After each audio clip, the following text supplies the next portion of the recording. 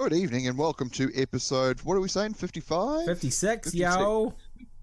6 of the Behind Enemy Lines podcast. We've been away for a little while, but I am back here, Greg. Me, Daniel, always here, never away. In the Cargill, and you can't go anywhere. Right. And we have a special guest for you all this evening. Damo's not around because his mother-in-law broke her arm. So, for you, we have... Me, Wayne, from Battlefront. Hey! Wayne's going to let us in on a whole heap of new secrets that everybody already knows and is making assumptions about. And he's going to set the record straight, or he's just going to tell us other stuff. Yeah. He's going to tell us secrets that he hasn't told anyone else, and you'll hear them here first. I like it when that happens. We'll get the scoop. Get the scoop. We got the scoop. We got the scoop. Got it here. Heard it here voiced. Voiced. For those fans of Battlefront, Flames of War, Team Yankee, of course. For you people who like Games Workshop or whatever, you're probably just going to hear the same shit you already know. Speaking of which, it's news time!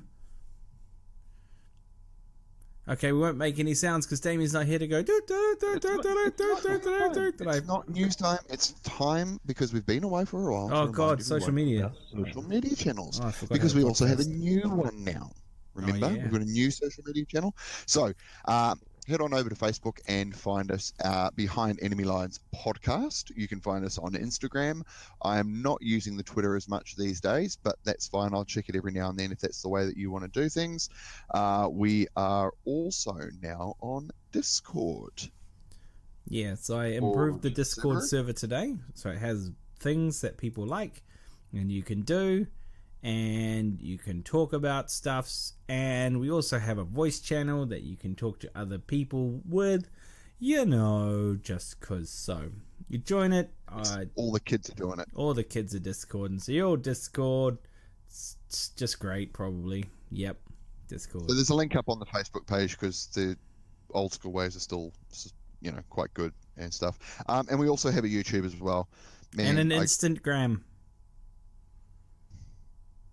I already said that, but what I have to do we have an Instagram. Is find some way to free up time in my busy schedule to get a game or something filmed. There you do. You need to stop doing people things and start doing gaming things. I know. Like I keep playing these games, but I never playing them at my house to film them. So yeah, Dad needs to get out of his hidey hole and leave. Come into my house. Go to West Auckland. He pretty much lives in West Auckland anyway. I know, but he will deny that.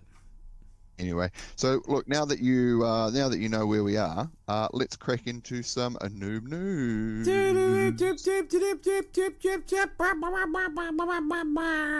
News noise. That was really bad.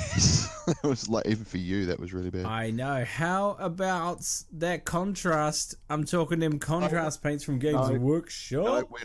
We've got Wayne here. We're starting with Battlefront this week. Oh, but fuck's sake. Only fair. He's taken time out of his busy schedule, writing, what's he writing now? He's writing Vietnam version 7, something like that. So he's taken the time out of his busy schedule to come and talk to us. So the least we can do is talk about the company that he works for first. How about Oil War? You like that? It's good stuff. Have you got your copy yet? No one sends me any copies anymore. They forgot about me. They still forget that I moderate everything, and they're like, we're not going to send them shit. Whatever. I've got my copy here somewhere. I hate you. There it is. I can see it. Yeah. So what are you currently working on, Wayne? Tell us what's the new thing out from Battlefront, but don't tell us the thing that we need to interview about. Ooh, what is that? It's Oil War. That's it. It is. That's the latest thing. Latest thing, yes. Yeah. Oil War is that. That's your Israelis and friends. Yep, so Israelis, Iranians, Iraqis. Iraqis can also be Syrians if you want them to be. Israelis are in there too. Obviously, wanting their fancy with big Merkavas. Their big ass tanks. Have you seen the Merkava model? Have you seen it in the flesh yet? Me? Wouldn't have had a chance to. No, I don't think I have. No one down here is that futuristic. We're still playing regular old boring Team Yankee with British and my Marines. The model is cool. It's a big tank too. I think I might have seen it at Battlefront. Yeah, I did see it at Battlefront, and then I saw it, and I was like, "This is huge. It's huge, and it's like it's a futuristic sci-fi looking tank. That's what always interests me about it. It's like got these weird angles, like the curves. It curves rather than angles, like most people's tanks. Got a weird pointy turret. Yeah, the turret really gives it this just crazy look, but it's super cool. I love it. I'm considering making my next Team Yankee force an Israeli force. Of course you are, you cheesy monkey. Shut up. Fortress Europe's up for pre-order June 6th. Yeah, totally. That's pretty groovy. That's the D-Day stuff. All your starter type forces and starter book there. Get your points ready for the new V4 type point system for late war. You've got some starter forces there, Wayne.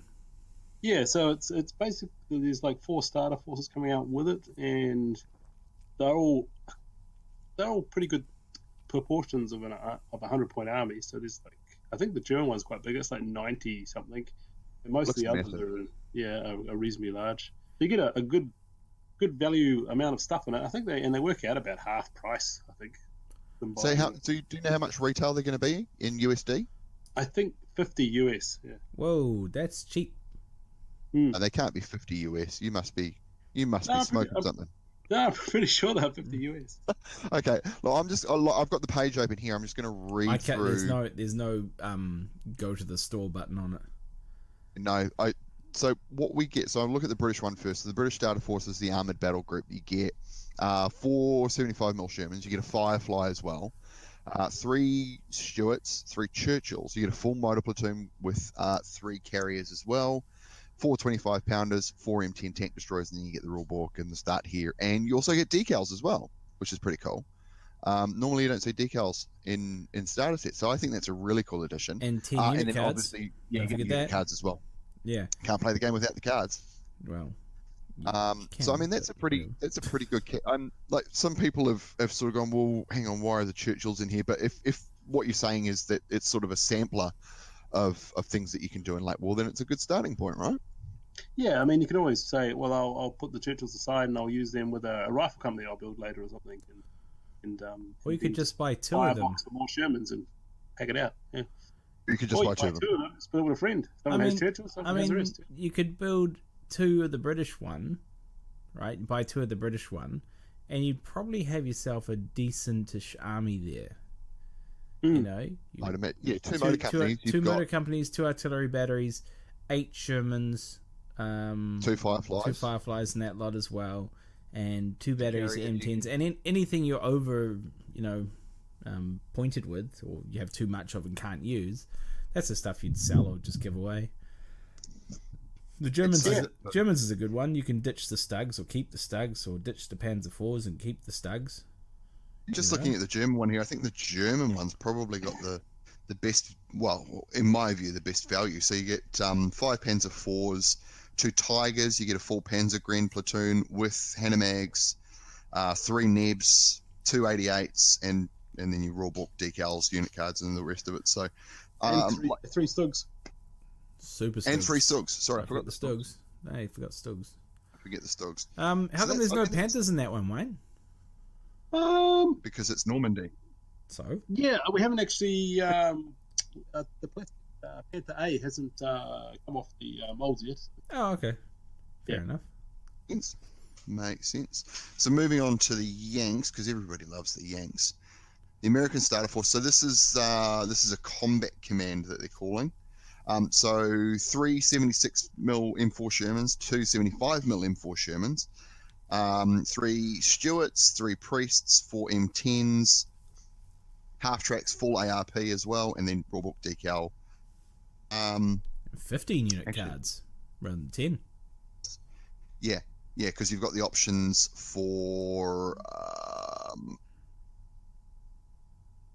Sherman, because the Sherman sprues, correct me if I'm wrong, Wayne, that you can build the 76 or the 75mm with the same sprue? Well, so what you get is you'll get the same sprues that were sold for mid-war as M4A1, and then we've done another frame that's got a 76mm whole top and a 76mm turret that goes with it, so you can use the same kit then to make 76 as well. That's pretty cool. There you go. There you go. And then, because everybody's final favorite, if you don't want to paint infantry, Soviets is the choice for you. And you hate more than one color, Soviets are for you. So 6 T-34s in there. Those are the 76mm T-34s. Is there the option for the 85 in there as well? Doesn't look like it. I'm not sure. I haven't looked at the Soviet ones too closely. Yeah. Doesn't the frame come with this? I don't know. I have it somewhere. I know because the T-34s are in lots of little frames. So there's like a whole frame and a track frame and a. So I think you actually probably do get the 85mm turrets as well. I would think. Okay, cool. There's 5 T-70s in there as well, 4 Su-85s, 3 KVs. Oh yeah. And for 4 Katyushas as well. Then your unit cards, decals, and all the rest of it. So, I mean, these box sets are like if they're $50, they're pretty good value. Yeah, well, Victor, when he was looking at doing his, he's doing Americans. So to get his Americans, he's actually using that box, and me and him have gone halves and hit the beach box. Which gives me a bunch more infantry and another 3 Panzer IVs. And he's taken all the Americans, so we get some infantry and more Shermans. I also got some Pac 40s out of that box as well. So yeah, totally. Yeah. So it's very similar. The hit the beach box is very similar to the old open fire box, except it's got Panzer IVs instead of Stugs, and it's got I think American infantry instead of. It's got American tanks as well instead of British. Yeah, American tanks instead of British tanks. I think maybe it's still got paratroopers. I can't remember. Yeah. I wonder. Just looking at it now. That's Fury. So if we look at the Hit the Beach, so Hit the Beach has got 8 Shermans, a parachute rifle platoon, Panzer Green HQ, 2 Panzer Green platoons, 2 Pac 40s, 3 Panzer IVs. So it's the original sprue that came out. Is Hit the Beach the one that has Germans in it? So it'll more than likely be the same sprue, I imagine, Wayne, where they've got the Germans and the Americans mixed into it. Yes, I think so. So the infantry will be the same actual plastic infantry. Yeah, the para ones, and they still hold their own. I still like those. I still have, like about 10, 15 sprues of those. Yeah, the American ones or the German ones? Both. They're mixed together. So, yeah, there's a few like lines that have to get the right numbers for each bit. Look like it's Americans on the frames with the Germans and some Germans on the frames with the Americans. Right. Okay. As well as that, so you mentioned Fury as well. And that's sort of it's World War II. That's tanks only, so there's no infantry. Is this sort of like is this Flames of War Light, or is this tanks? No, it's Furies are like the Alamein one we did for mid-war. So you get of course a couple of tanks for each side, and then like a set of basic rules, like basically a cut down rules pamphlet, and I can't remember if you get the mini rule book as well. You do. Yeah, you do. So you get the pamphlet to take you through the rules and kind of a bit of a lesson, and then mini rule book so you can go further. Yeah. So it's kind of that one's aimed at the beginner, basically. Yeah. This is either aimed at the beginner or like the gaming store that paints these up and just has it out on a table for someone to come in and see if they like what they see. Yeah, definitely. Yeah. So that box has got a Tiger, a Stug, a 75mm Sherman, a 76mm Sherman, and an M10. Yeah. Okay. Yeah, real mixture. Yeah. Yeah, and you could probably use it for tanks. No doubt. Yeah, exactly. No doubt. Oh, the only difference is that you don't have the unit cards for tanks in this box. Yeah. Remember, they're completely different. If you buy the tanks starter kit, like the box, you get a whole pile of cards with that anyway. Yeah. And if you buy a Tiger box set, you get the Tiger cards in it too. So. And every cool kid buys a box of Tigers. Everyone knows that. I personally myself can see most of my Tigers from here, and there's 1, 2, 3, 4. I have also purchased a box of Tigers, and you get the tanks cards in them. Or I did at the time. I think they were limited edition. But was that the new plastic? Yeah. And they did the first lot of plastics. Yeah. And I was like, open up. It's like, ooh, look, tanks cards with what's face? His name I forget. Whitman. Yeah. I was like, sweet, what a score! Because I got rid of the original box set, the Tigers March box set. I regretted selling that, but then when I got the Whitman cards, I was like, happy again because it came with all the decals. Because that was like was it 5 or 6 individually sculpted tigers? I was like, wow. Yeah, that was back before we were doing lots of plastic stuff. That was kind of Evan or someone else would have to go through and individually change something. It's like, Evan, this one needs to be slightly different from this one, and Evan would be like, cool, I love my life. FML. I imagine with the answer. Hit the Beach looks cool. Hit the Beach looks very cool. And the thing about it is, like, it's all affordable as well. Like, especially those starter sets, $50. That's really good. Like, bargain, mate. And for $100, you and a friend just set up. Well, started anyway, and plastic too. Weighs nothing. It's great. There's so much stuff we're making in plastic now. It's kind of it's slowly becoming more plastic than there is metal and resin stuff. Yeah. Are you pushing for? I see, because I received the plastic Russians, the new ones, the World War II ones. I see they're a vast improvement over the British, which was great. I think I mentioned that a few podcasts ago. So I got the original British. I asked Chris, like, can I take some of these home to paint? He's like, here you go. And they were just a mess, and it was shite, and was not a fan. There was a bunch of things going on, because that process is an interesting process. It's because they were, all those figures are digitally sculpted, but it's the actual way the Chinese company make the mold is kind of old-fashioned. So basically, they end up with a ceramic mold in the hot plastic goes into.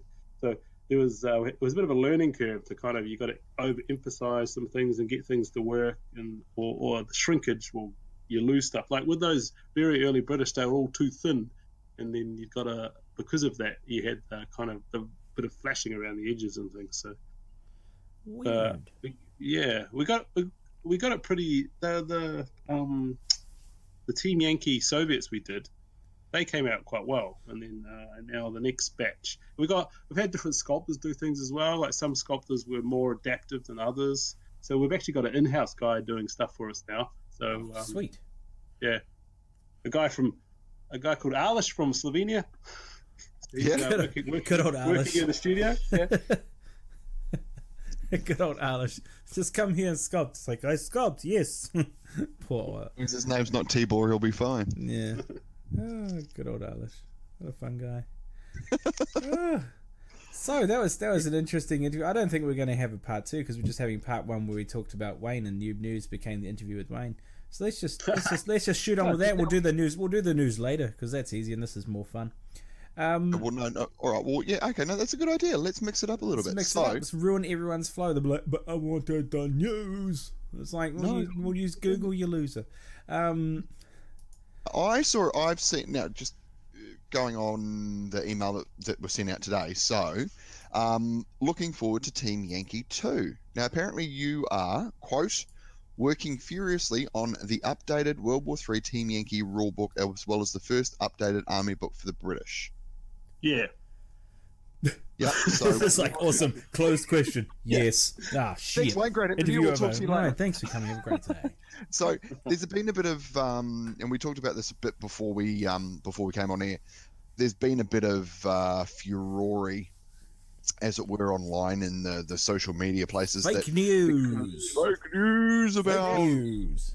So some people are getting a bit worked up about whether the old books will be invalidated. So the old army books, and I just want to say that they're not. One of the things we want to try and do with this is we're not going to modify points. We're not modifying a lot of the stats and stuff. So the Team Yankee 2 is mainly about the rules themselves and not updating the army list. The army list changes that we're doing in these new books are adding new things, so new formations and units and vehicles and teams and things. So hang on a minute. Yeah. New vehicles, you say? Will there be Bradleys? Asking for a friend. Well, that seems like a likely thing to happen. But you're not committing. We've been saying all along we're going to do Bradleys, and this is the time we'll be doing Bradleys. To be honest, so that'll come out with the American book, which is here first. The third book. Oh. Okay, so you hear it first, but it's the third book, so you gotta wait. So starting with the British. the order of the books is British, Soviet, American. But I may have got that wrong. The Americans could become before the Soviets, but I'm pretty sure Soviets are second. Yes. Makes sense to put the Soviets second, doesn't it? And then West Germans are sadly last. Oh. Well, all they need is like, need more Leopard 2s. We're just going to drop the points. Oh, what? hang on, isn't there another version of the Leopard 2 that's like a massive, like the A5 or something? The A5 is the next kind of production one. Well, it's really they just upgraded the A4s with better armor packages. Yeah. Okay. So we're looking at maybe putting that, even though that's technically really a kind of 1991ish, 2ish tank. Oh right, okay. Yeah, but the opportunity is not to do it. So you mentioned new vehicles, and the British book is first. When you say new vehicles, are we looking at Challengers, new vehicles, or? Challengers. Warriors? I mean, I'm surprised. You know, all the whinging we got about Bradley.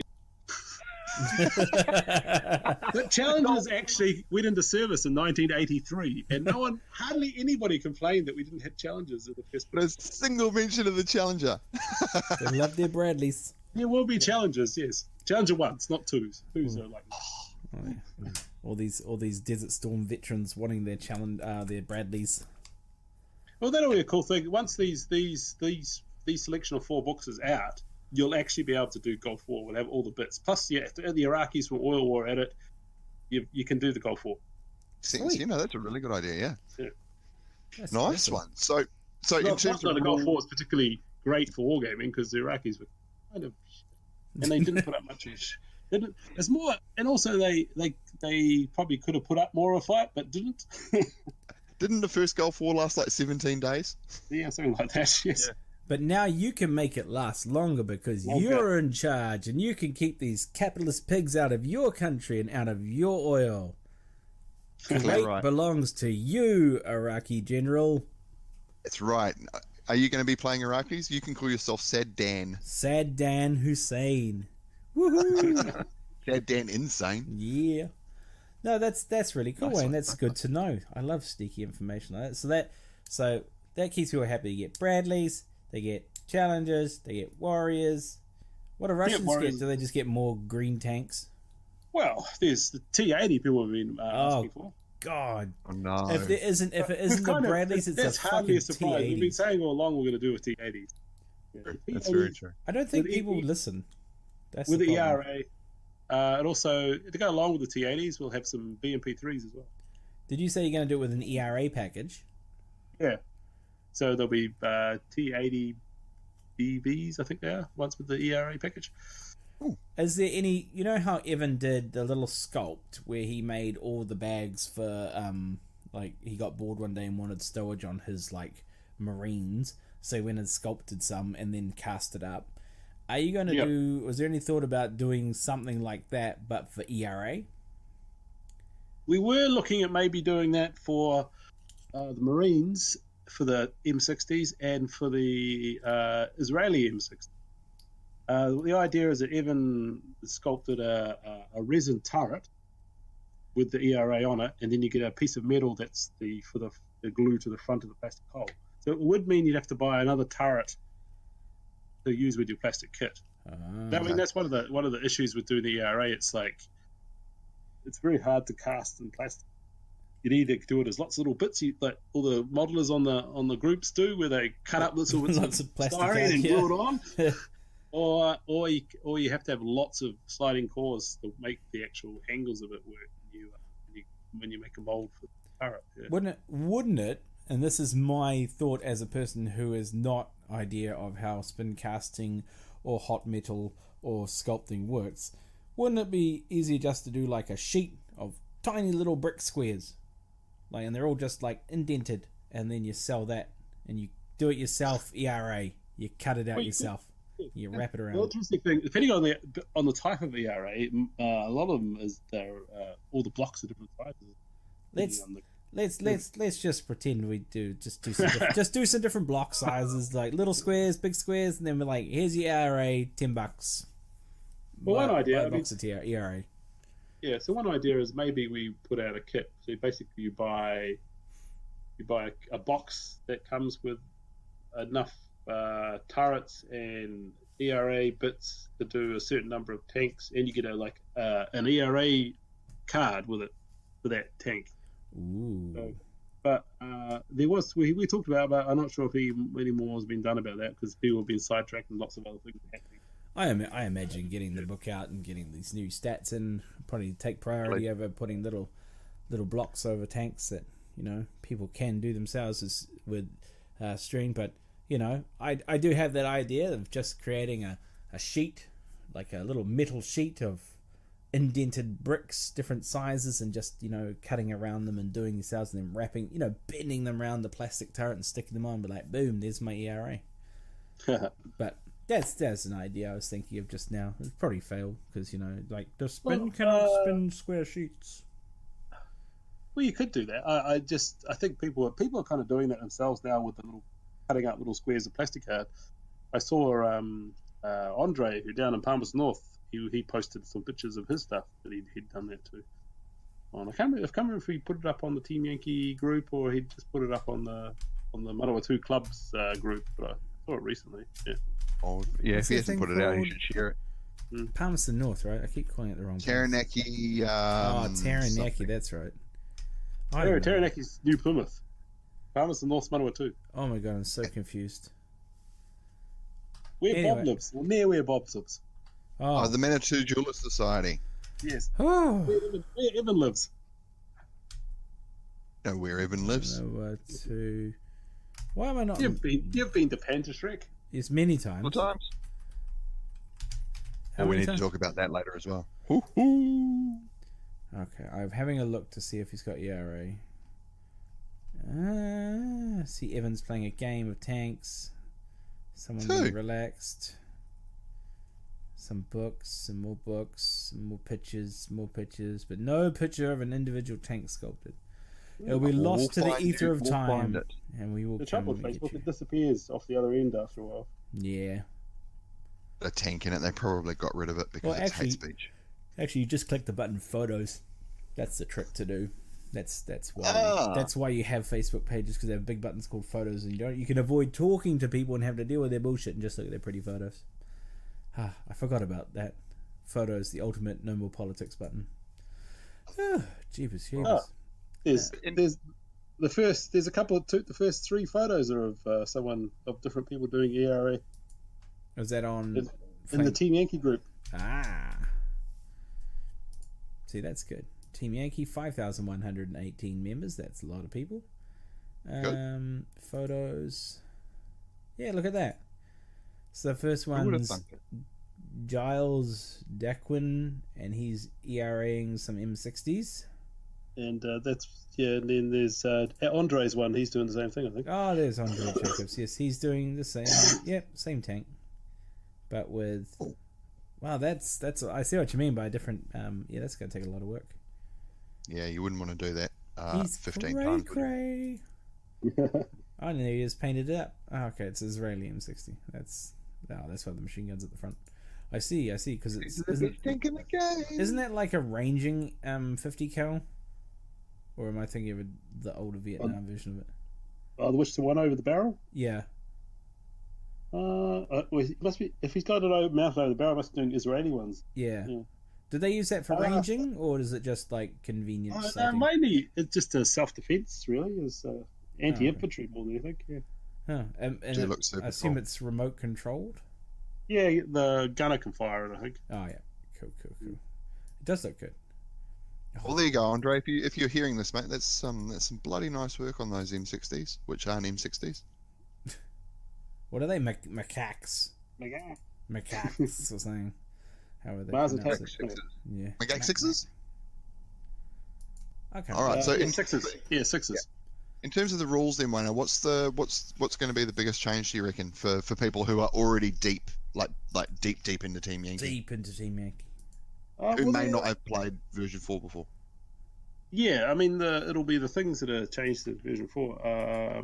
So there's the artillery. Once you've ranged in, and then you can repeat the bombardment, and the infantry teams and the all the squishy things that are underneath the template can re-roll their saves. Excellent. Very cool. So that's fantastic because, as we know, Team Milan digs in and Team Milan wins every time. Milan's going to die now. Now, if Team Milan gets hit with artillery more than once, Team Milan won't be Milan much time anymore.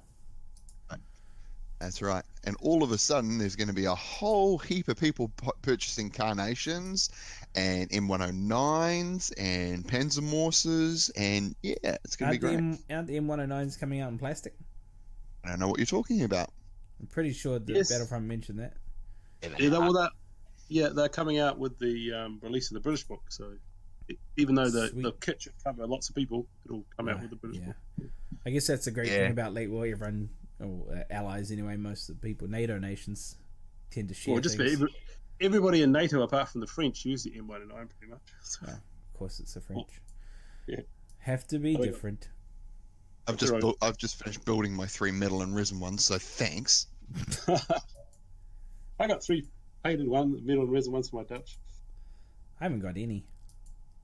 No. They're my next purchase. I've just purchased for my Marines some M42, some Sergeant Yorks. Sorry, not M42s. Some Sergeant Yorks and some Chaparrals. A squad of each to keep those hinds away. I don't know where my Sergeant Yorks are, so I assume they're still at Battlefront there somewhere, and so I got bored and bought myself a platoon. I'm not sure, because Greg, Gavin was complaining that the playtest rewards haven't arrived yet. I was looking around on Tuesday and I couldn't see them. Which ones are you waiting for, Dan? I don't know anymore. I'm pretty sure I have a battery of M109s somewhere, the artillery thingies that you bang on about. And 109s? They're the artillery things, whatever they're called.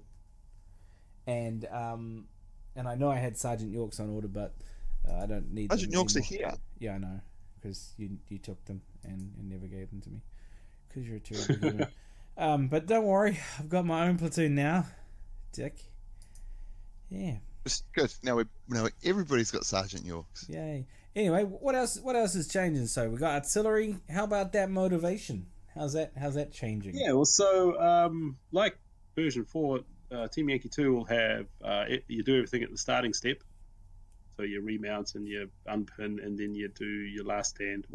But because Team Yankee, it'll still be called morale, because don't want to change all the cards to say last stand for a cosmetic thing like that. So fair enough. Team Yankee will retain the idea that it's called you roll your formation morale, or your or not roll, but or your unit morale, rather than last stand. Yeah, and that's good. And that last one, that last stand or morale, gives you an extra well, that doesn't.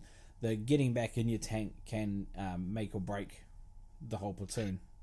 Yeah, there's the big debate at the moment is that people think, well, with version 4, your small units, they'll have to, once they're not in good spirits, they'll have to roll every turn. But you will be rolling less often before they get to that point, because you'll at least get an opportunity. So you won't have that thing you used to have in Team Yankee where, both my tanks got bailed of my 2-tank unit. I now take a unit morale test, and then they run off, which happens immediately at the end of the shooting step. Now I get to at least wait until my starting step, and then I get to remount them first before I have to get to roll morale. And most of the time, you'll probably remount them, especially if you're dealing with modern tanks, which usually have 3 or 2 plus remount. They're pretty good. Yeah, I found that. I thought when I played my first proper game of Team Yankee against a regular person, I took 4 Abrams against, I think it was 6 what are the British ones? Chieftains. 6 Chieftains and Milans and all that other spam. And I thought, right, these tanks are gonna die. But the amount of firepower that Abrams put out on the move is amazing. That's 8 shots wherever they go. Stop, it's 8 shots, driving 8 shots, and I'm just 8 shots there, 8 shots there, 8 shots. Delete platoon, guys bailed, 2+, get back in. Alright, guy, or 3+, because I think, it's not that great. What is it for? I think it's 2+ for Abrams. Yeah, I think predictive ammo and fire suppression systems and all that crap. But the Abrams are 2+. Yeah, but the thing is with Team Yankee, it's like majority of times you're hit by something big, you are dead. Yes. Eventually, after like deleting most of an army with Abrams, they eventually all died. But they did the heavy lifting. They went forward and pressed forward, and it's really interesting to see how it plays differently from a lot of other armies. Like if you play a Marine Lav army, for instance, basically you look at the stats of the vehicle, light armor, rapid fire gun that has the same rate of fire stationary or on the move, nice 88 or 10, so it's a BMP deleter, and you just go hunting for the little things, or even better, you go hunting for weak side armor. Yeah. And I did that, and I was just driving them around, acting aggressive. I mean, I think I lost a couple to Milan teams, which is annoying, but everything else about them was good. So Americans, you've kind of got to be aggressive with, depending on your unit, of course. If it's a dig-in infantry unit and glass cannons, then you got to be careful. But no, I found that to be interesting. Glass cannons like M60s, yeah. But I think that change of that morale way might make people change the way they play as well, because you can now afford to be slightly more aggressive, because Absolutely your right. guys will have a chance to get back in if they're bailed, and you won't auto lose at the end of the shooting phase. Yeah. And of course, sorry. No, you could do. Sorry. And of course, infantry will have to disperse and go somewhere else. Yeah, either leave them there to suffer or move them somewhere else. And for those big blobs of troops that sit down and say, "This is my objective, come get me," you're like, "Okay, cool. Here is my 2 batteries of artillery. Enjoy," and it'll just pound them into dust. I'll shoot you for a while. Yeah. Yeah. I'll reduce your army down to 1, and you'll be in bad spirits. There you go. Enjoy capturing that objective with no friends, or be dead. Exactly. And that's been the biggest thing that we've sort of seen is right. So those forces that just sit still and you just can't get through them because they've got RPGs, they've got Milans, they've got Carl Gustavs. They hit you on the side, they fuck you over, and you just can't get in there. Now they're going to have to do something with them, and I think that's a really, really positive change, especially because I play tank armies. That's good. I mean, it does seem that in recent times that it's either been the BMP Spam or just the kind of British infantry heavy army seem to have been the weapon of choice for people in tournament situations. Interesting, because BMP Spam just gets everyone up in your face straight away. I mean, the vehicle... As you say, something like Labs is a good counter for BMP Spam. Yeah. It's BMPs are just, unless they're BMP 2s with that bloody great rocket on them, they're just... If they're moving it, they're not shooting that rocket. Yeah, but what did Gavin used to refer to, like, they're basically the T-70s, how T-70s used to be like, he used to call them armoured suits, and they just walk around the battlefield like, haha, I'm immune to light fire, and if you shoot me with giant cannons, congrats, you only kill 1, ha ha ha, and I'm still going. That's what a BMP is to me. So the counter to that is your own version of the BMP, which is the LAV. Or, you know, every army should have the LAV counter, because you don't have light anti-tank guns anymore. You don't have ground-based, like, you don't have 6-pounders in late war. You have rockets that are designed to take out main battle tanks from 1 billion miles away. You have rapid-fire anti-aircraft and missiles to take down things, but there isn't that medium anti-tank, thing counter. But there is with a LAV or anyone who's got an autocannon, like the German Marder has an autocannon on it, right? Yeah. So lots of the other light armored stuff in people's armies. Like that's why I always take a bunch of Lukes, because that's pretty cheap, and they've got 20 mils on them. So once you've used them to get your spearhead, their job is to go and knock out the enemy's APCs, pretty much. Yeah. And the British have got 2 versions of it, the Scorpion and the Scimitar. Yep. And of course the Scorpion's got the extra shock value that it can anti-tank 14, so it can actually, if it gets around the flank of a really good tank, it still can knock it out.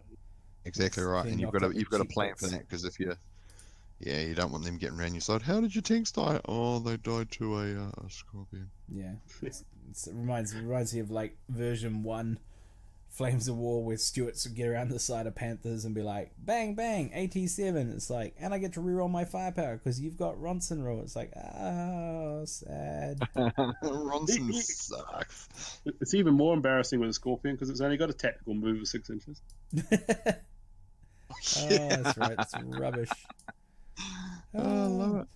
I do like how everyone has fun with this game. I see less complaints about Team Yankee than I do about Flames War, and that could be because Flames War is the older game with the grumpier things.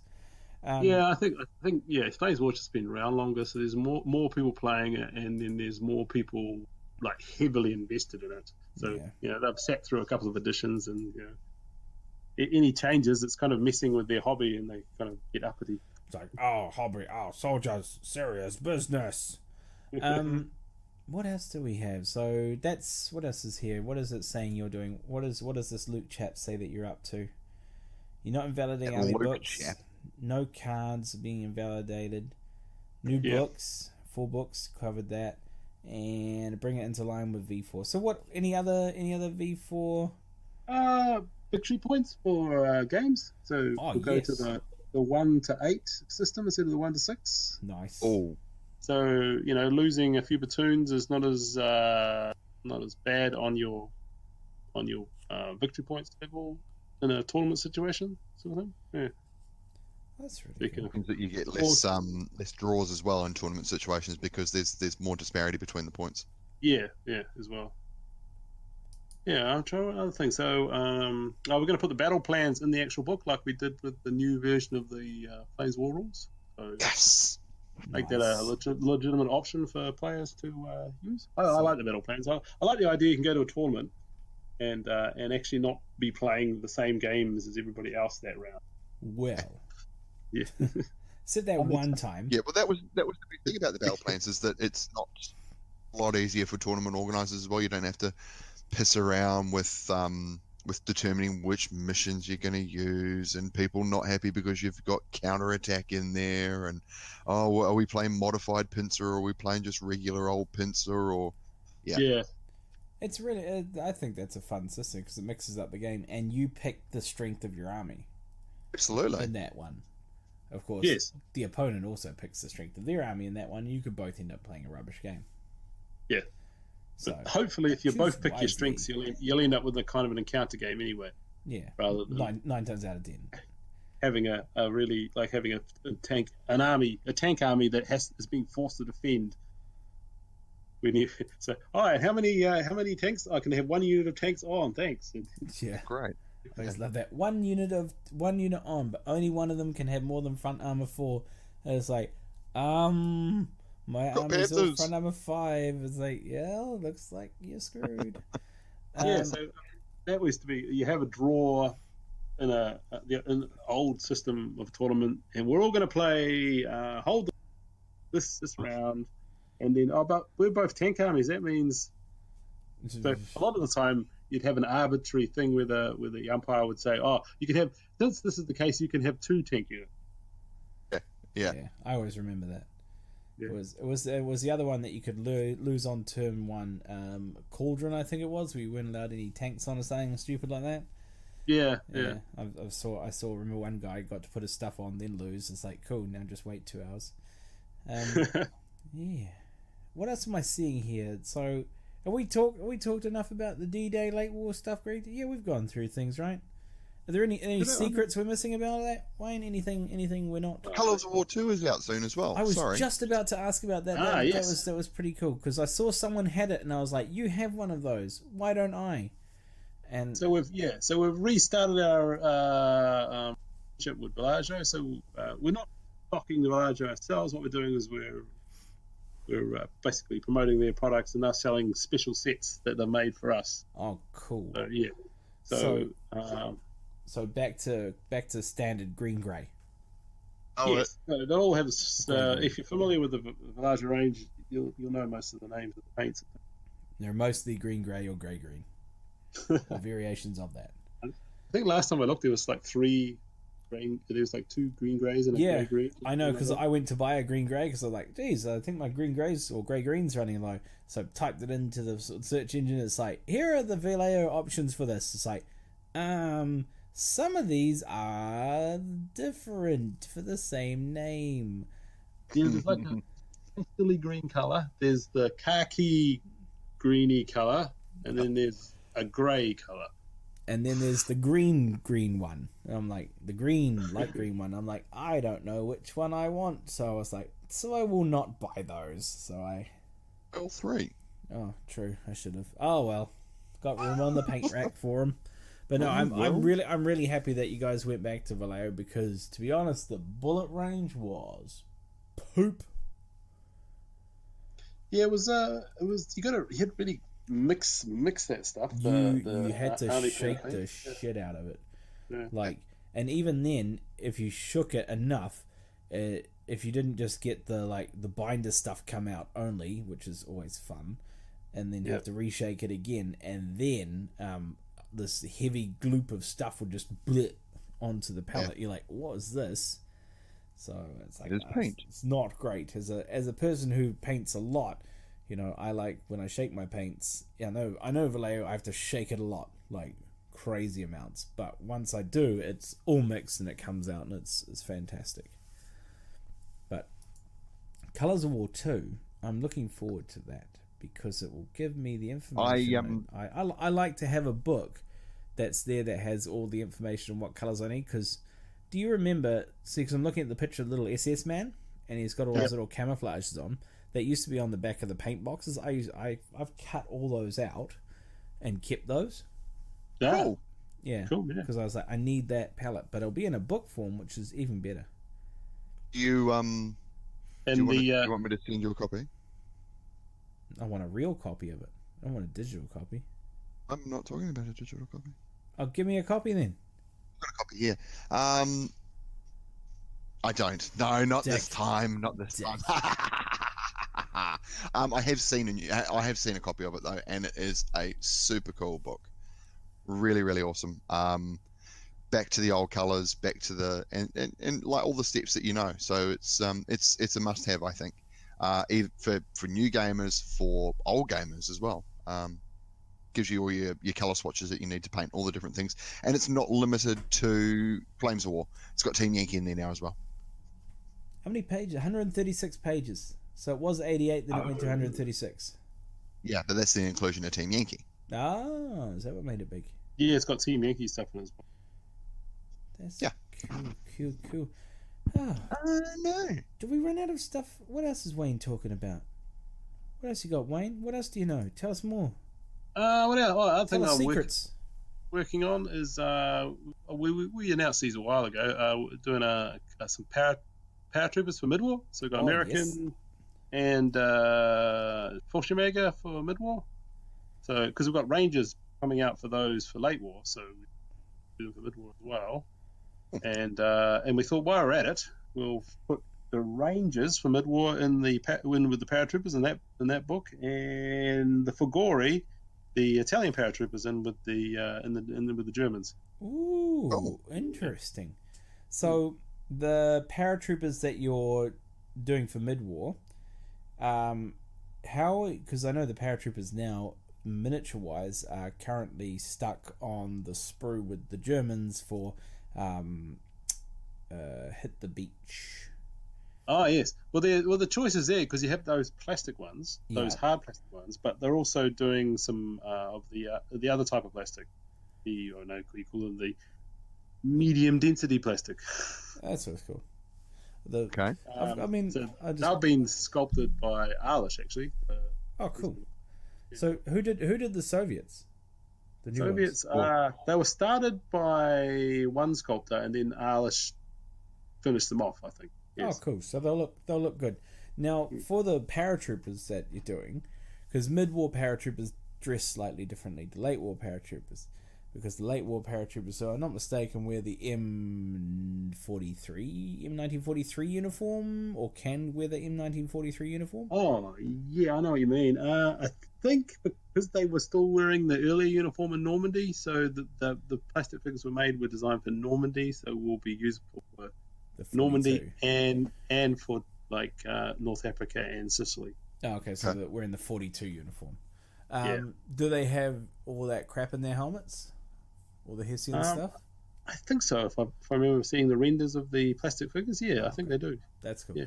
I just say that because I've got some of the original paratroopers that came in the box itself, in the blister packs, and when I built a mid-war paratrooper the first time I built, so I might build that again. Okay, tidy it up, look cool. Still paratroopers in the end of the day. And of course, adding rangers is a nice new thing, so a ranger force keeps some people happy. And for Gore, that will keep even more people happy because they got sad that their Italian paratroopers went missing. And I assume that the Italian paratroopers can have Italian support, because if they're mid-war ones, they can have. So basically there'll be there'll be a section in those in the booklet with the Fallschirmjäger, and then you can just use those with the stuff in Avanti. Awesome. Okay. So basically, it's like adding a formation to the Avanti diagram. Basically, so we'll duplicate the Avanti diagram at the start with the extra formation in it, and then so once you've got the book, and you can use it with Avanti, and you can use the command cards with it as well, the Italian command cards. Plus, we'll put a few extra command cards in the command card pack for the Fallschirmjäger that go for the Gori as well. God. Well, great. Cool. I can just imagine unknown hero and all the other garbage that goes in it. Now add it to paratroopers, like, please leave my army alone, Uber paratroopers. And it'd be awesome to see a new sculpt of Fallschirmjäger. I mean, I think Fallschirmjäger, the things Battlefront have managed to sculpt the most different variants. There's so many ranges too, because it's like we did a pack that was for the Ramke Brigade, so guys with bits of paratrooper kit and like 30 cals, gear. Right? Yeah. And then there was then we did some battle worn guys as well, and then there was and the funny thing was that the range before that, the old Fallschirmjäger, the Evans first Fallschirmjäger range, that was actually quite a nice range as well. Is that the one where they the guys are lying down tossing a grenade and one's leaning to like MG34 on a fence, or is that the even older range? Okay, well the Evans first range, you can tell those because they're on the little rectangular bases rather than on circular bases. Oh yeah, no. I think that's what I built my glider force out of. Oh yeah. I'm not sure. I'm pretty sure we don't have those anymore. There's probably a mold in the factory somewhere. I have a zillion of them, so I don't think I'm going to run out anytime soon. I don't know how I ended up with so many paratroopers. It's probably something to do with Damien leaving them here, then going like, "Cool, enjoy this box of crap." I'm like, "Thanks, buddy. Just what I want. Ice cream tub container full of someone else's shit." Well, he was hoarding paratroopers, wasn't he? He does. He hoards things. He's a hoarder. Must have, must keep. Crazy guy. Oh dear. What of us? Oh, I think we're out of Battlefront stuff. I mean, there's the open day coming up, but that's more news. Well, I can't really tell you too much about that, apart from I assume they'll have a bunch of games and activities going, and you'll get to talk to Pete and JM and maybe JP. I think it looks like JP's going. It says there. Yeah. It looks like you get and all the UK crew as well will be hanging around, I suppose. You'll be there. Get a ruined church. All visitors receive a goodie bag from Battlefront with a church terrain piece and a late war tank sprue. Yeah. Well, where's mine? Well, you've got to go to the UK. You have to go to Nottingham for it. And if you're going to Nottingham, you might as well go to Warhammer World as well while you're there. Point, actually. Maybe I'll do that. Cover when all is your it? bases. I'm busy that day. June 29, so end of next month. I'm sure you could swing it. Just get it done. No joke. It's a £10. Jeez. Well, you have to pay to go there. Visiting heaps of places many years ago. Many years. So long ago. Are you doing Firestorm Kursk as well? Cool. I had an idea, but I want to keep it secret, so it's kind of pointless to talk about in the podcast. It's a firestorm, but it's a firestorm for Team Yankee. But I need to figure out how a firestorm works properly first, so I can be like, Firestorm Berlin Wall. No, that was dumb. But I want to figure it out before I write it up and release it to the world, and we have like a nice worldwide Team Yankee. What do you call it? Firestorm. It'd be awesome. It'd be cool. I'm keen to get involved. And it could have something to do with me watching all of the Red Alert 2 cutscenes the other day. But that's just me. Oh no! I don't like where this is going now. Get off reporting. Get off! Oh no! Oh no! Oh jeez. Oh, well, it's great been having you here, Wayne. You talk to us a lot about everything, which is fantastic because you are the know everything guy at Battlefront, which is fantastic. I mean, Phil's a rules guy, but you know. I'm sure I probably mentioned something I probably shouldn't have. Well, we'll edit it out in post. We won't, because that's effort, and I don't do that. And we don't have post. No, we just have things. We just have a cut and paste and add ads in. All right. We do. I think that bit there, we're going to end that at part 1. We'll be back with part 2. We'll talk about new things. Game companies. Other game companies, yeah. All right. Toodaloo for now. Enjoy some ads. Need tokens, terrain, or custom battlefield accessories? BattleKiwi.com has you covered. With a wide range of laser cut MDF and acrylic, it has something to suit everyone's wargaming needs. Ranging from the battlefields of World War II to the far future of Infinity, BattleKiwi.com has it all. Visit BattleKiwi.com, and for a 5% discount, use the code BEL5. Dice of War. Dice of War supply custom and historical wargaming dice and accessories. Unique designs to suit your gaming requirements. Visit the online store today at diceofwar.com.au. Danger! Danger! Is your battlefield in need of terrain? Visit titanterrain.nz. They've got all the laser cut MDF terrain from historical, modern, and futuristic. Visit titanterrain.nz or follow them on Facebook. Hello and welcome back to part 2 of Behind Enemy Lines. I hope you enjoyed our interview with Wayne from Battlefront. He has revealed a lot more than just D-Day and Late War. We also skipped over Noob News because we started it, then Greg was like, why not talk to the guy who's here? And it's like, hey, why not? Let's kick it up a notch.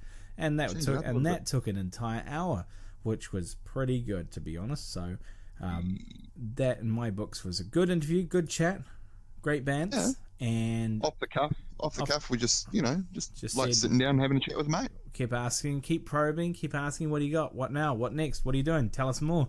And I think we got a couple of secrets out of there with the old Paratrooper book. A couple of things people don't know about, which is kind of cool. Yeah.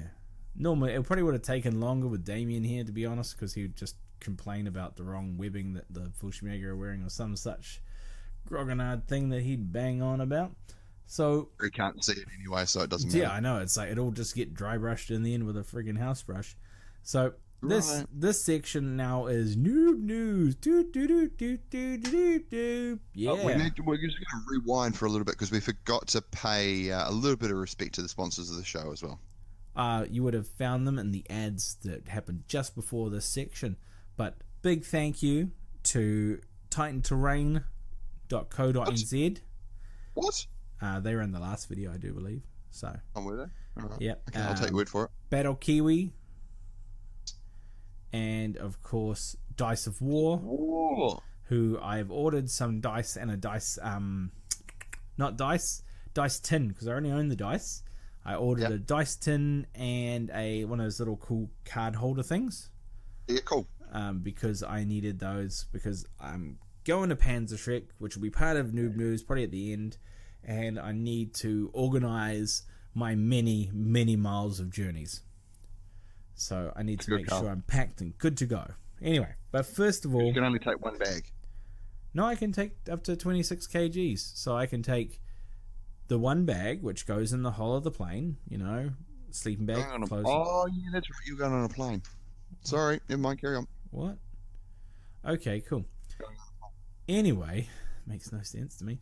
Anyway, So let's go to noob news. Into it. The biggest thing that came out over the weekend was the contrast paint. Man, this stuff looks at Warhammer Fest. You're either gonna love it or you're gonna hate it. I think is where we've sort of ended up on this one. I look like I'm going to love it. I look like I'm going to enjoy it as a tool. You know, it's not going to be something that, you know how people buy an airbrush and they're like, quick Zenithal highlight, look at that, it's done. It's like, it's not done.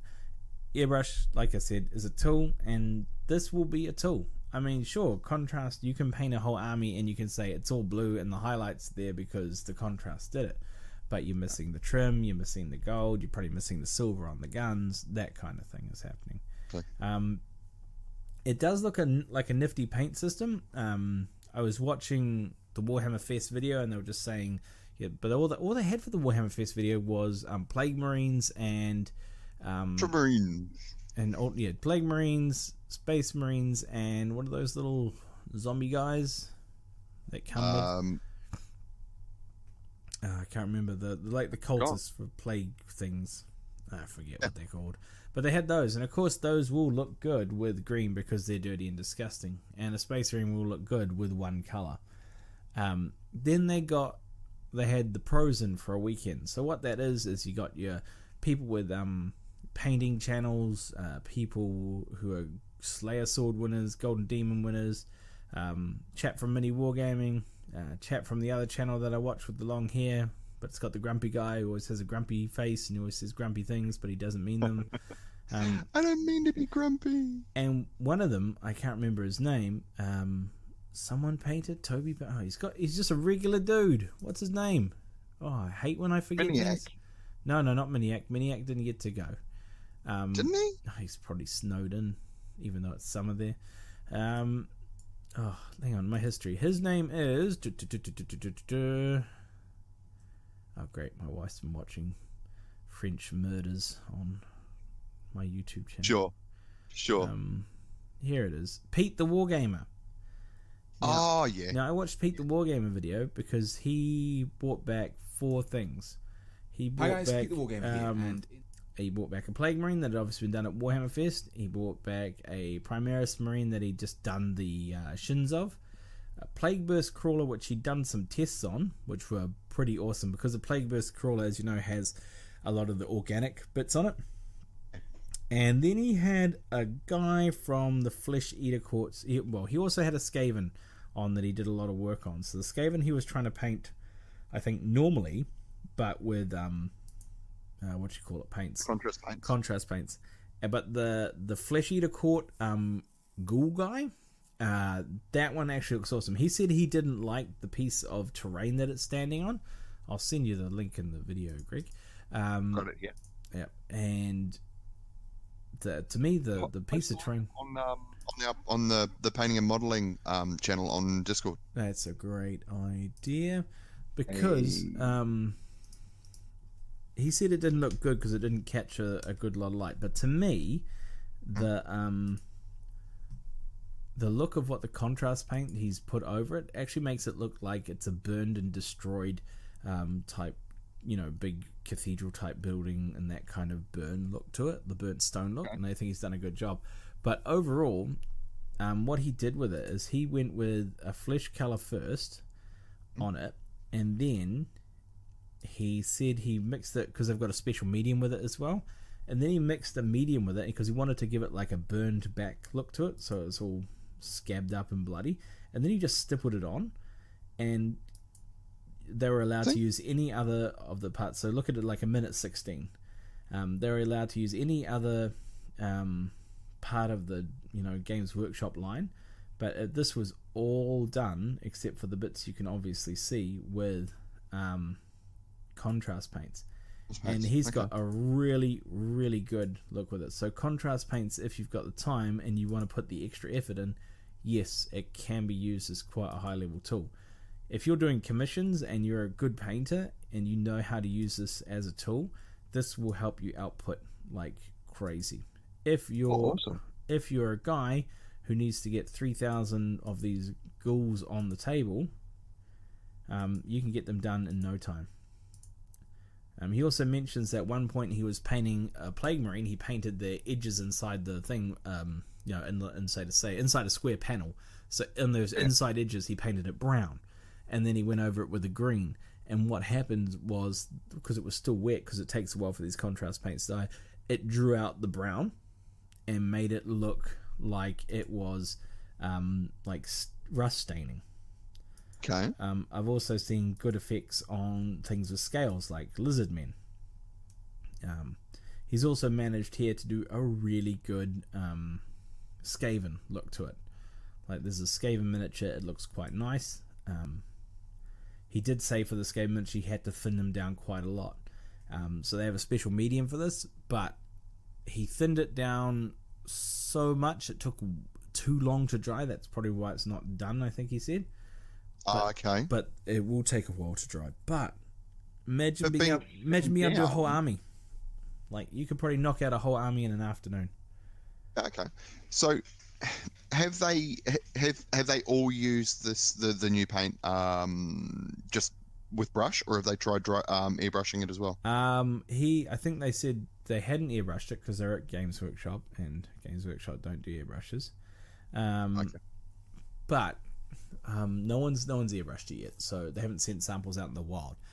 So we'll wait till excuse me, sleepy. Ooh. No, we're gonna wait till June. I know.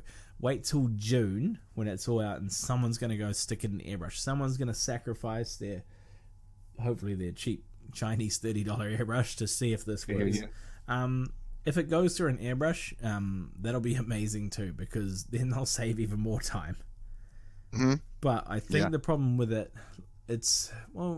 people put ink through airbrushes, so it's like a very matte filled. There was another guy I was watching. He's even more disgruntled than most war gamers. I love it. He goes to Golden Demon and he puts, like, for example, he puts all his effort into this thing, right? 150 hours and all this like blending and all that junk. And it looks really good. A really good Primaris army or Primaris kill team for a Raptor squad, right? Proper green. Puts all the effort in. What's his name? Hang on, I can find his name because I loved it. He got so grumpy.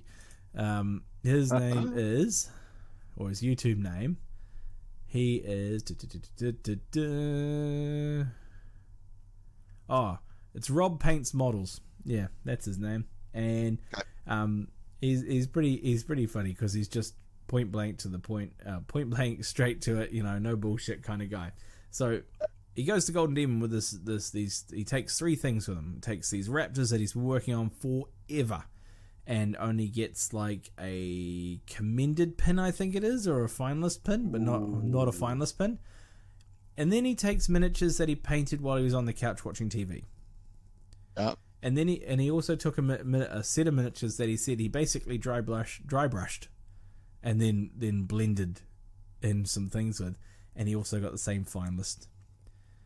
And, wow! So he was rightly so pissed about that. He put all this effort and hurt himself and strained his stressed himself out, and what for things he could have painted on the couch. And I think that's where I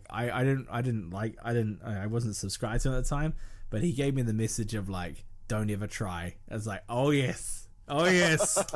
I like this message. Don't ever try. I was like, yep, give up. I love it. It's like finally someone who knows hit the wall. That's right. That's the message I got. It was a negative positive to me. It's like, yes. It's like, know when you've been beat. Fuck it. Just stick to what you know. It's like, sit on the couch painting. You get the pins anyway. Pins in my book are still a mark of respect from a painter. They say you're there, but you're not quite over the top yet. And to get Golden Demons nowadays, the amount of effort you've got to be top notch. And yeah, it's not like our 1995 Golden Demons, like, congratulations, you kept within the lines and used lots of pretty colors. It's your 2018, 2019 shit. I hope you understand non-metallic metals. Sky Earth non-metallic metals. Don't understand that. And I also hope you understand blending, micro things, micro scratches, all the other bullshit, where the light, all the zenithals, where the light's coming from, where you want the light to come from, and the OSL. You know, there's just so much more. It's like, I remember when you like kept within the lines and used some chestnut ink, and it was like, yep, chestnut ink. Oh yeah, that's the shit. Yes. Oh yeah. I walked into a Games Workshop once when they were building terrain. It was great because you walk in and the whole place stunk like chestnut ink because they were just using chestnut ink all over this terrain. And you need to do though. Yep, it's the only thing that will cover the stink of 14-year-old boys. Chestnut ink. Holy cow. I miss chestnut ink, I'll tell you that much for sure. These washers still don't cut it no more. But yeah, I like that he was, and he's also in the latest video trying to figure out what chestnut ink, what contrast paints are. Yeah. And he's going through, he's trying to figure it out and trying to sample it. And he's very negative about it. I still watch him for his painting videos. That's the thing. It's like, just because I agree with someone doesn't mean I'm going to unsubscribe. It's like, dude doesn't like one thing, but guy paints really nice minis, so I'm going to watch him and learn from him. You know, it's like people. Yeah. It's stupid things. It's like, what's the word? Like, people vote for different parties and whatnot. It's like, I still don't hate them because they do something, or someone, or easier thing. This, it's like, Greg, you might like a food that, you like Dr. Pepper. That's it. I do. And I think it's fucking foul. And I still, you're an idiot. And I don't unsubscribe from Greg. You know, you can't do it. I know, can't get enough of Greg. Anyway, but that was contrast paints. Got a bit carried away there. Games Workshop. Yeah, went over the top. Did you happen to see what's coming back from Games Workshop? They some authoritarian figures in a certain disgusting hive. About a game that's coming back. A game? Huh? What game? Nautica Imperialis. Oh, fuck off. It is. Yeah, I know it is, but I knew that was coming, but I forgot about it. It's a rubbish game. It's going to be great.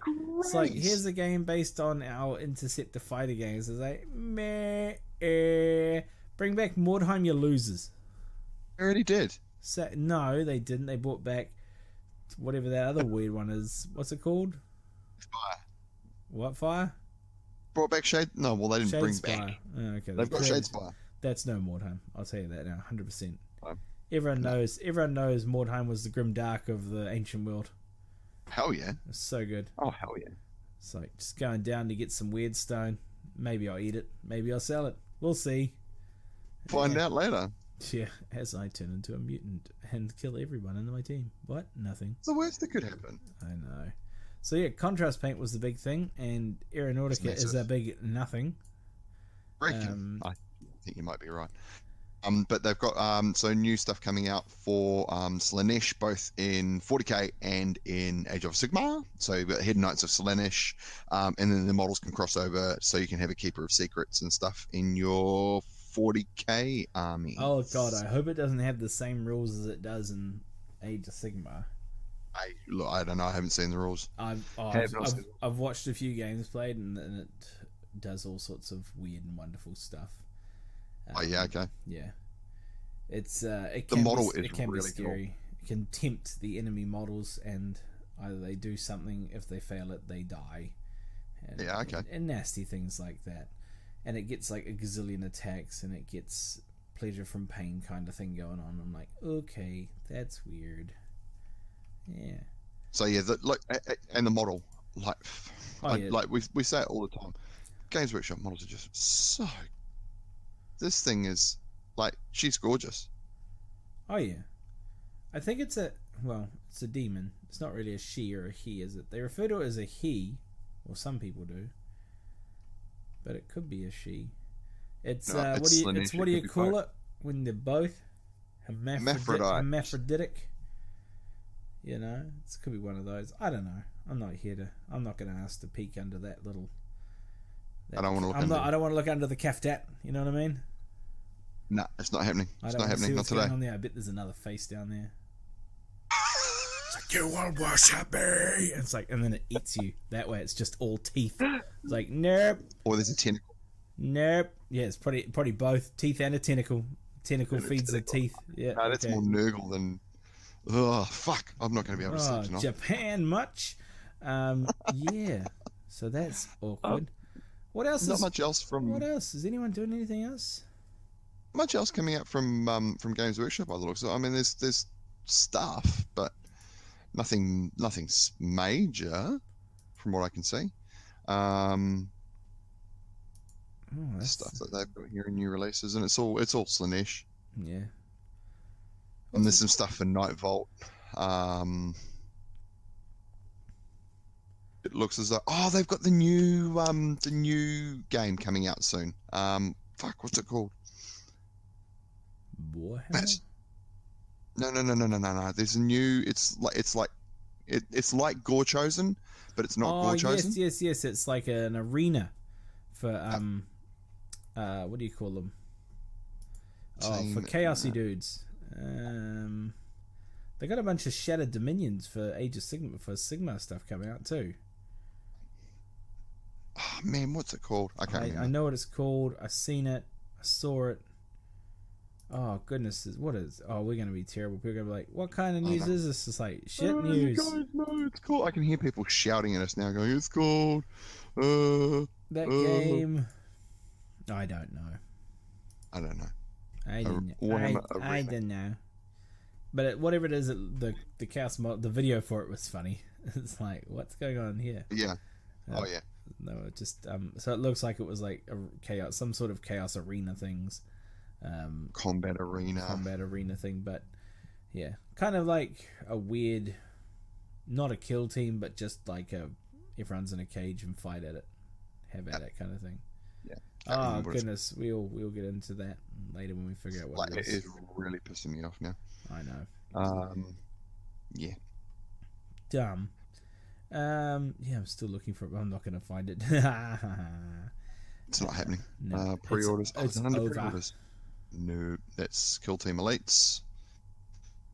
Just coming for Kill Team. New Games Workshop thing with Chaos Dudes. Oh shit! That's right. All the Funko Pops are everywhere. Oh man, I've got to get one. I saw a guy repaint one. He repainted the Blood Angels Assault Marine to a Ultramarine. Why would he repaint the Blood Angels to an Ultramarine? Because he liked Ultramarines more than he liked Blood Angels, I assume. The Blood Angels one has got that Blood Angel. Oh, nah, that'd be alright, wouldn't it? Yeah, that'll work. I think he just painted over. He used some primer stuff and it stuck good. So that's good to know. Warlord is still doing their sprue sale? Yeah, seems like it's still on. I mean, I saw a post from I can't remember who it was from someone who bought like a massive box of just sprues, and he's just like, I don't know what I've done. Oh, it's probably because the sprues are like a couple of bucks each. They're so cheap. Actually, I'm in the sprues now, and I think the sprues are running out because on it. Doesn't surprise me. Hang on, it's part 3. Please be aware that due high number of orders during so they might need to so they take about 15 days. But I'm just going through the sprue deals, and they got Greeks, Spartans, Macedonians, Orcs, pin markers are in there for some reason. Saxon Fried, Terminator Exoskeleton sprue. Hey, that's only 50 pence. You want a couple of Terminators? It's actually 2 Terminators and 1 crawling half Terminator. Yes, maybe. Interesting. I like the price. 50 pence. More Saxon Freed weapon frame, Landschnick pikeman frame. Ooh. Resistance soldier sprue. That'll be for the Terminator game. For Terminator. Yeah, it looks like farmyard animal sprue. Well, it's out of stock. Never mind. Yeah, and Cyberman for Doctor Who, but I don't see any of the World War II stuff, which is unfortunate. No, there's not. There is there. No. So I'm guessing the sprue sale has run out. They're running low on individual sprues, so looks like it's getting pretty close. You guys have taken everything. How could you bastards? You bastards. Let's see. There's nothing left for us. I'm just double checking under the deals button. What's sprue sale part 3? No, there doesn't appear to be a part 2. Gone. I'm going again. This is terrible. Lots of deals for World War II stuff. Crazy. Shibito not zombie horde. What? Why would you call something a not zombie horde? They look a lot like zombies, buddy. Yeah, it's called Shibito horde, but in between it's Shibito and in brackets it's like not zombie horde, but you look at them and they're clearly zombies. Yeah. Is that for Warlords of Erewhon? It's their, what do you call their Conflict 47? Oh. Yeah. Oh, okay. Look at this. It's like 22 Japanese Shibito squads, and it's 20, and it's got ZOM, and it's crossed out, and it's like reanimated corpses. Yeah. Cool. And cool. you can tell because there's like different. There's Chindits in there. There's Americans in there, and there's of course Japanese troops in there as well. Which is kind of cool. I haven't played Conflict 47, but I imagine it's like just a weird World War II version of what do you call it? Bolt action. They have got coming soon. They've got SPQR, which looks like it's going to be Ancients, but using the order dice from Bolt Action. So we're throwing away Hail Caesar and we're doing our own Bolt Action. Don't know if they're throwing away Hail Caesar. Hail Caesar is your big army game, right? Yeah, so SPQR is war bands rather than massive. I got you. Massive, huge forces. So it's so like Bolt Action, because Bolt Action represents like squad level combat. Squad level combat, yeah, rather than like battalion level, company level. Exactly. So that's interesting. I'm going to keep an eye on that one and see how that goes. What else have we got? What else have they got? Oh, they've released some new stuff for Crawl Seas as well. So there's the German Seabull ferries. Nice. They've come out. You've got the Fairley MGBs for the Brits.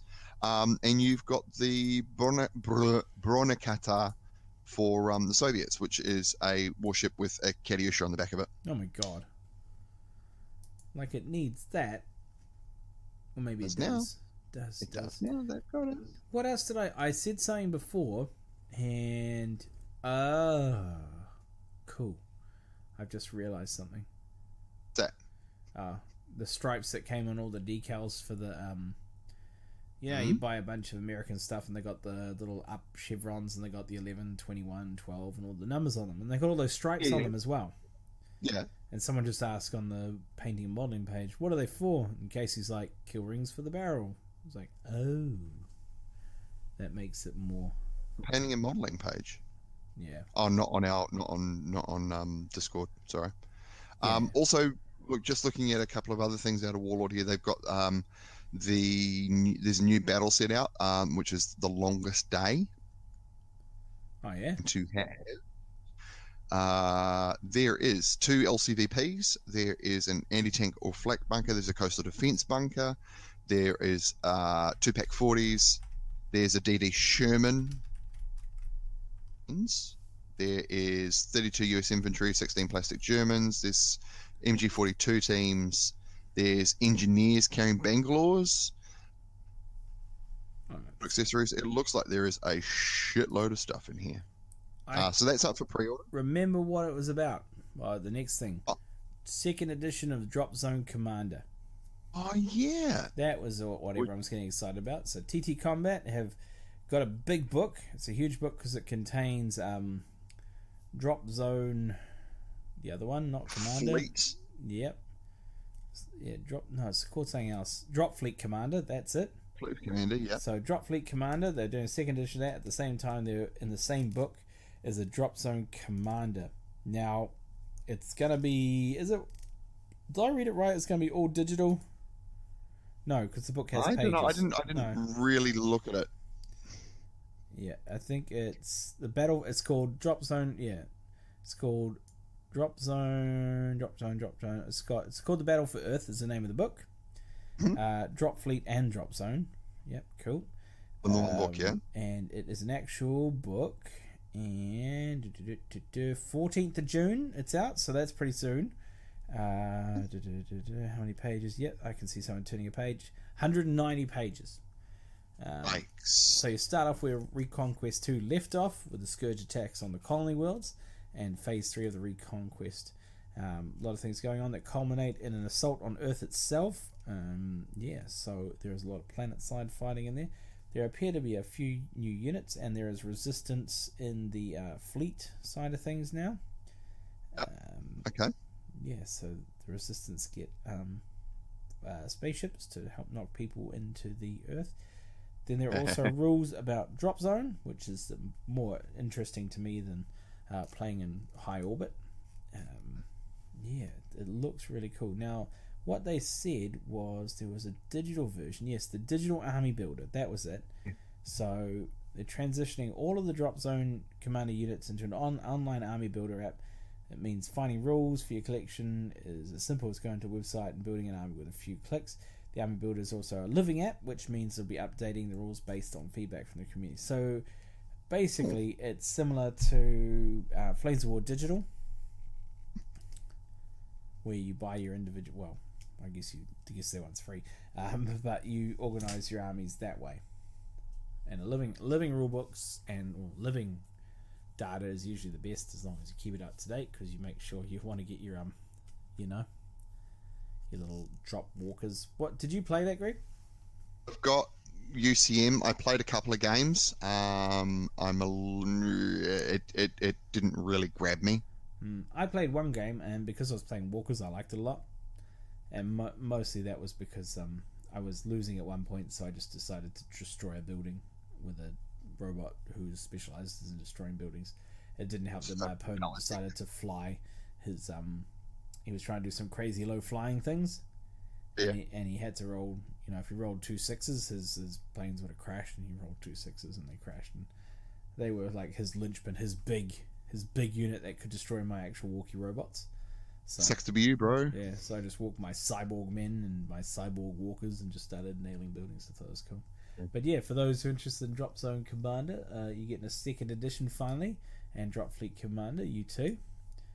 A bit of TT combat and check that out. So it looks as though they're keen to keep the game going. The community's there, so they may as well help them out as best they can. Yeah, that's good. It's real good that's there, because they disappeared because I don't think they didn't run out of money. They just, I think they tried to do too much at once, and then probably ran out of money. I don't know. It's the story of all those gaming companies that started a while back, and it was like, great idea, because they all started appearing about the time, like at the end of the global financial crisis, I say, is when they all started appearing. Maybe early 2010s, mid 2015s, is that them? Sounds about right.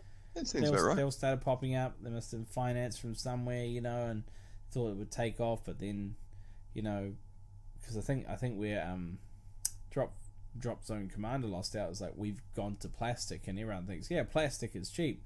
It's like, yes, plastic is cheap to produce, but making the molds for them, because they're all made out of like custom steel, and they're drilled and all this other shit. Oh yeah. That's very expensive. I can't remember, die making. That's it. That costs a bunch. The initial outlay cost is just ridiculous. It's huge. So they probably thought that was a great idea, but they ran out of money. Same thing. Same story happened with Warzone. Yeah, exactly right. Released a plastic box set, then they went bankrupt. No Warzone for you. It's very interesting. Guys. No Warzone.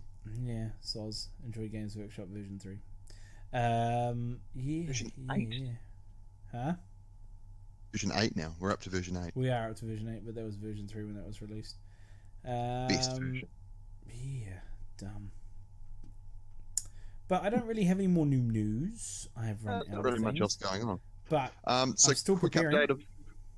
Quick update of what's happening for Pincer Street. We're only 2 months away. Yep. I have got my air tickets now, so they are all booked. Nice. It means I am spending on the way back about 7 to 8 hours traveling, which is what I absolutely love. Yeah, who doesn't? Yeah, I know. I should have picked to go to Wellington Airport rather than Christchurch Airport. Mistake on me, because I realized after booking my tickets, like, Wellington Airport has like all the Lord of the Rings stuff. and all the You just hang around all the looking at Weta Workshop stuff. But no, I'm going to Christchurch. Cheers. What do they have? It's Fuck, like man. there's a crack from the earthquake we ain't fixed yet. I was like, I don't know. I've never been to Christchurch Airport, so I couldn't tell you. It'll be my first time in Christchurch too. I was like, welcome to Christchurch. It's like, I loved your airport for 3 hours. So I'm definitely... So I have to go and buy some things. I need to buy a sleeping bag. Yes, a maggot sack, as they call it. A maggot sack, yes. Sleeping bag. I need to buy a couple of books. Yes. I need to Anything in particular? Probably the Battle for Terra, or Siege of Terra, whatever it is. The new one. Yep. So I need to know how that works out. I mean, I know it works out. Cool. It's basically like reading the Titanic. I know how that works out. A lot of folks die, boat sinks. Yeah. I'm getting the card holder from Adam at Dice of War. Cool. I've finished my army technically. Technically, it's you mean done. Technically. It's done. I'm doing air quotes. It's done to the standard you saw. They're all green. They're all highlighted. They've all got every bit, all the lights painted, all the little gizmos and all the windows painted. I haven't added aerials because I have to transport them in my army bag. Now, my army bag will be coming as carry-on. Yes. My clothes and all my other shit, that's going in the planes hold. I don't care about that. If I lose shirts and undies, big deal. I'll go and buy shirts and undies from the warehouse. Not a big deal. If you lose toy soldiers... If I lose toy soldiers, I'm fucked. Because I can't just go and get new toy soldiers. And I don't want to have to reassemble an entire new army and start from scratch. But I would if I had probably to. borrow stuff. Like, there's enough guys down there. Like, it's not going to happen, so it won't fucking matter. Because I'm going to carry it with me. That's why. So it's going to be on the plane with me. It's also going to be in the train with me. I'm not losing the sight of this. Okay. And I also have to be wary of what I eat because I'm doing keto, and I've been doing it for 7, 8, 9 days straight. How's that been going for you? It's really good. Avoiding sugar and bread has been amazing. So, unfortunately, on this trip, I can only eat meat, eggs, cheese, green vegetables. Huh? And green cruciferous vegetables, whatever the fuck they are. Broccoli and cauliflower, basically, and spinach. Loads of spinach and mushrooms all day. Are you doing the version where you're not allowed to eat between 7 p.m. and midday? You mean, am I fasting as well? Yes, about 16 hours of fasting. So doing that as well. Cool. It's interesting to do. I don't feel like I haven't had the keto flu. Most people are like, oh, the keto flu strikes you down. It's like 9 days, no flu. And I'm double checking everything I eat to make sure it's not that. So unfortunately, my weekend, my holiday away, I can only eat big breakfasts for lunch and dinner at all times, which is unfortunate. That's fine. You can just hang out with Gav. Well, no, because my food's delicious. So, soz. Good news, however, I may break it for a couple of days because I've realized that I do enjoy alcohol a lot because I have to... You don't have alcohol on keto? You can have vodka and diet whatever, but I'm going to suspend my keto for those 5 days. I'm going to come out of ketosis and enter into diabetes with many, many of the brown liquors. Nice. Good call. I will be getting very drunk, and I hope to have lots of fun. Apparently there will be gaming for 2 days, but I will probably forget about that during the drinking. Oh, we're doing that as well. Sessions. So we're doing that as well. I'm prepped. I'm good to go. I'm just waiting for the day it happens. So I was going to go to a tournament up in Dunedin on June 6th, but I think it was up in June or something or other. But unfortunately, my other friend who plays Flames War cannot go that day. He has been booked on for another thing, so we will not go. Yeah. Okay. Oh well. There's always next year, right? There's always next year. There's many years, and that's the thing. Always plenty more to go. And like I said, direct flights to Auckland start in November, so or October. Start soon. So whatever. October, you might be able to come up for Flamescon. Yeah, that was the plan. Come up for Flamescon and play there. Be very happy about that because I've only missed one, and that's because I was down here. One Flamescon. Yeah, but last year's here. Exactly. Other than that, I'm good to go, ready to engage in another tournament. I've been having practice games with my army, which is cool.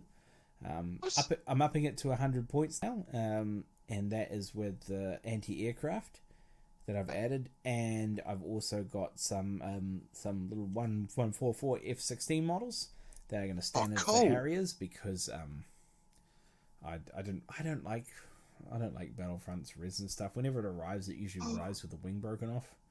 Yeah, everyone knows that. And but you can buy 144 models for they're like $5.99 each. So why wouldn't I? Cheap as, man. Cheap as. Yeah, and you can find them too. I think they even had Tornadoes for $5.99. Or F-18s and F-15s as well. They're on YD8. And they also had all the Russian MiGs and the Su-27 or 25s there as well, so it was a good deal. Yeah, I can't wait to try 100 points. That'll be interesting to do. 100-point games are massive. I think we're playing, when we're playing now, we're playing 70 or 80-point games, because 100-point games are just big. Yeah. Especially if you're playing against Russians, it's like, have you seen my BMPs, bitch? It's like, yes, you have many, and they are vast. Yeah. All 7,000 of them. Yeah. I think I've got to paint as well. So I've got 2 more patterns that I need to finish off, and then the infantry. Oh yeah. I was thinking if I had time, I would do one of the marine things to get it ready, but I'll let you know closer to the day, because once I start painting camouflage on stuff, it doesn't actually take me that long. For some reason, I don't know why it is. If I have to paint a monocolor, I guess it's because I get bored. If I have to paint like a monocolor, I'll just make it take forever because I'm bored out of brains. If I'm painting 15mm camouflage, it's like boop, boop, boop, done. I've done a Hawami in like a weekend. So it's strange. I don't know why that is. It's a strange. I'm gonna paint them. I've got to paint them. They've got to get painted, and I've got to paint the choppers as well. Yeah, got to get those Hueys on the table, line behind, take the objective, and then camp for the rest of the game and wait for relief. That's the plan. That's awesome. The plan. I only have 2 of the new plastic Hueys, so I'm going to use 2 of the plastic ones, and 2 of my Vietnam ones, I think. Fair enough. Oh, look awesome. Good. I'm looking forward to getting Colours of War, because I like a good book about colours to read, and it's always good to have a quick reference guide. So that's some of the things. We forgot to mention the new Vallejo sprays have made it into New Zealand, and they're finally here. So those you can order them through Mighty Ape. Remember that they are a dangerous good, so that you cannot get them shipped overnight. That's not how it works. Yeah. Complain. And they will explode. Maybe. That's exactly right. I don't think they will. So that's another interesting undercoat type thing that's coming through. So they've got plenty of colours, plenty of tank colours, and plenty of fantasy type base colours, and ultramarine and the blood red. So that's good. Oh yeah, they had. I think I saw they had a purple as well. They do an alien purple, I think it's called, or something like that. Just like if you're doing like Gene Stealers and shit, it was pretty cool. Much just Gene Stealer colours. Yeah. And that's about it. That's all I'm doing recently. What's on the list? What's what? Anything else on the list? Nah, I'm out. I don't know. Sweet. I'm still painting my French, so that's going well. I'm still painting my Gene Stealer cult commission. I've finished one of the infantry squads. It took a while because I was testing the colours to make sure they were right. Because painting orange and yellow with purple skin was always a challenge, as you could imagine. But I think I worked it out because I'd looked at the colour wheel, and yellow, orange, and the opposite in the triangle is the purple. Ooh. Purple. I used the colour wheel, and I used the tricolour method. So it was interesting. It works. My theory is that they are a prison mining colony, Adeptus Mechanicus penal mining colony that they didn't keep a good enough eye on, and next thing you know, Gene Stealers. Always an issue. That always happens, and that's when you just need to call the Ultramarines in to come and cleanse it all out, and everything will be fine. Purge them.